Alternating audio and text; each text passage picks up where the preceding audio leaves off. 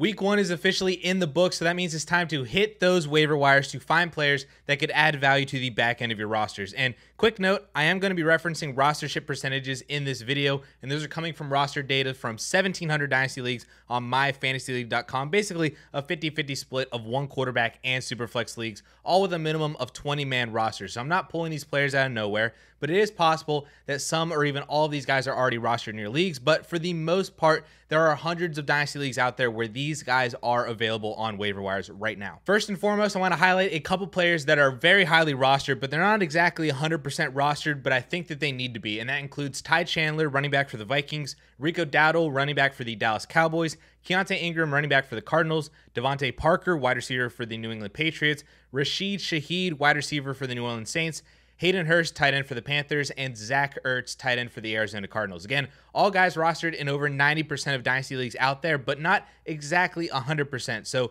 double check your waiver wires and immediately add those guys if they are available. All right, first up, we have Jacoby Brissett, and this is really just a precautionary ad in your Superflex league specifically that if Jacoby Brissett is available, I would be scooping him up now just in case he takes over the starting role at some point during the season. And to save you some fab, you should be doing it now before the week that he actually replaces Sam Howell actually happens. Howell didn't necessarily have like a terrible game, but he did struggle. He only averaged 6.5 yards per attempt. He threw an interception. He lost a fumble that was eventually recovered for a touchdown. Plus, he was just sacked 6 times in general. And all of that was against the presumed 2024 1.01, the Arizona Cardinals, who scored 9 points on offense and barely accumulated 200 total yards. And they were in the game for the majority of the game because Sam Howell was not doing well. And if he continues to struggle against better teams, better defenses, he could be benched in favor of Jacoby Brissett. And you want to get ahead of that if he's still on your waiver wire in your Superflex leagues. All right, now we get to the sad part. And yes, every single year we're always so excited for the start of football season, but we forget that with actual games being played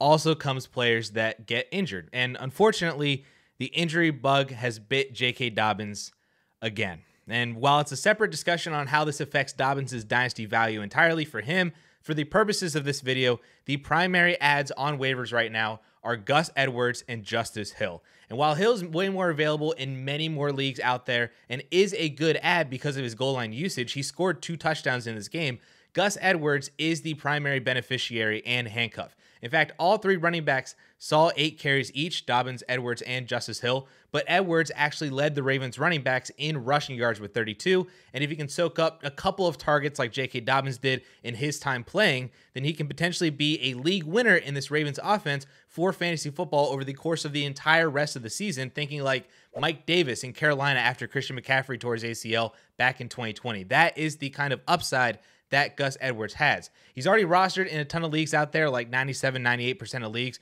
but if he is available in one of your leagues, he is a high priority ad. I would be dropping so much fab for him, probably like 50, 60, even 70% fab for him. But as I did mention, Justice Hill is also a good ad as the next man up in case Gus Edwards were to get hurt now, but also with some standalone value potential as well. I wouldn't trust throwing him in my starting lineup, but he's 100% worth a roster ad because he did score those 2 touchdowns, did see 8 carries, was active during the J.K. Dobbins stuff, and is just a priority ad as well as a handcuff now to Gus Edwards. All right, moving on now. No one wanted to listen to me when I've been preaching about prioritizing Zack Moss as the best handcuff pickup in Indianapolis with Jonathan Taylor out for a month. And while Moss was inactive this week, still recovering from his broken arm that he suffered like 5-6 weeks ago, it was evident that Deion Jackson is not a between the tackles runner, which honestly we knew that from last year. And rookie Evan Hull actually left the game with a knee injury as well. So guess what?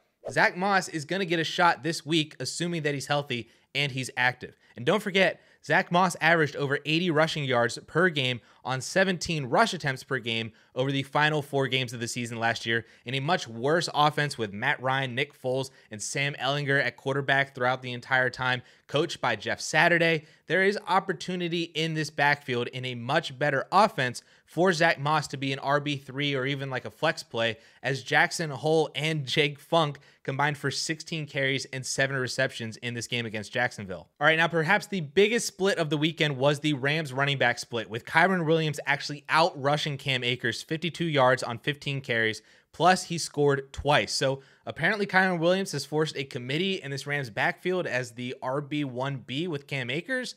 Either way, this usage cannot be ignored on waivers this week. He has to be rostered just to see how legit this usage actually is. Worst case scenario, you wasted some fab on fluke production and you drop him in a couple weeks for a different running back flyer. But best case scenario, you just got a weekly flex or even maybe an RB2 option for the remainder of the season. He has to be rostered if he's still available in your leagues. And then maybe the second biggest surprise from this week's slate of games, Joshua Kelley split carries with Austin Eckler in a highly competitive game against Miami. So this was not usage due to a blowout where they were resting starters. Joshua Kelley was active throughout the entire game with Austin Eckler. This is potentially a sign of a real backfield committee for the Chargers, at least on the ground. I don't think this has any real effect, though, on Austin Eckler. He still outproduced Kelley on basically the same amount of touches on the ground. He was the first to refine the end zone. He also maintained a solid target share, so I'm not worried about this from an Austin Eckler perspective. This also could have just been indicative of how bad the Dolphins' run defense is as well, allowing over 230 rushing yards,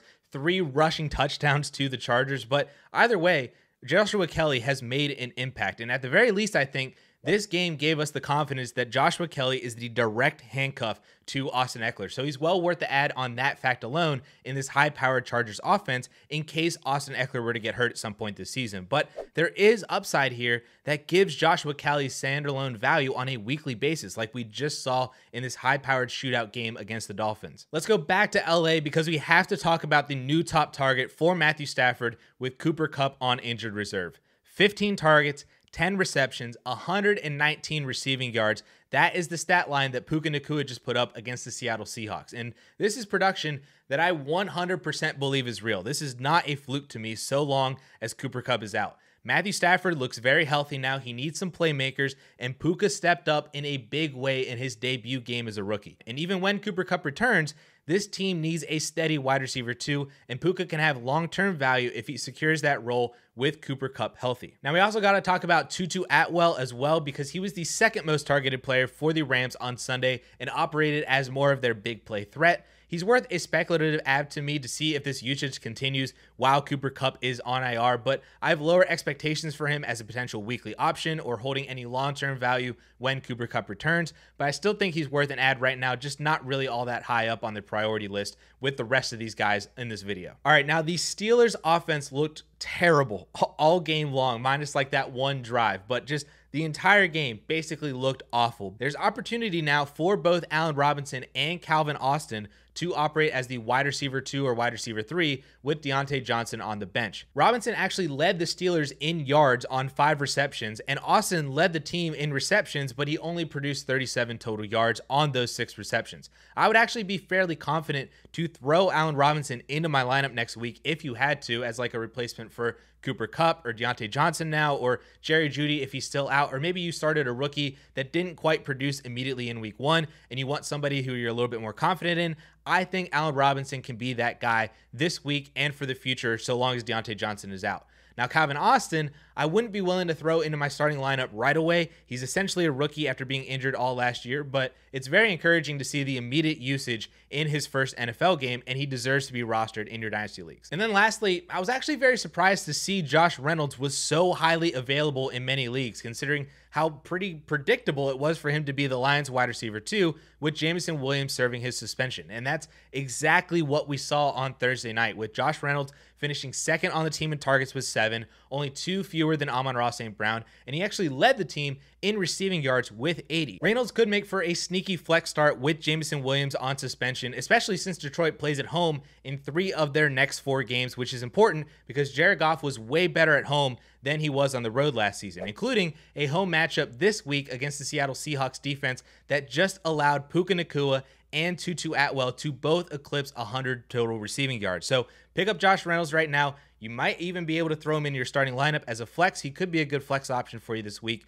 but he needs to be rostered 100% while Jameson Williams is on suspension. But if you're a Dynasty fantasy football player and you are not subscribed to this channel, please do so, as we're going to be dropping Dynasty-specific content all season long. And now that the season has officially started, I highly recommend checking out this next video about the biggest mistake that I've ever made playing Dynasty and how not to make the same mistake yourself this 2023 fantasy football season. So you can watch that video right up here.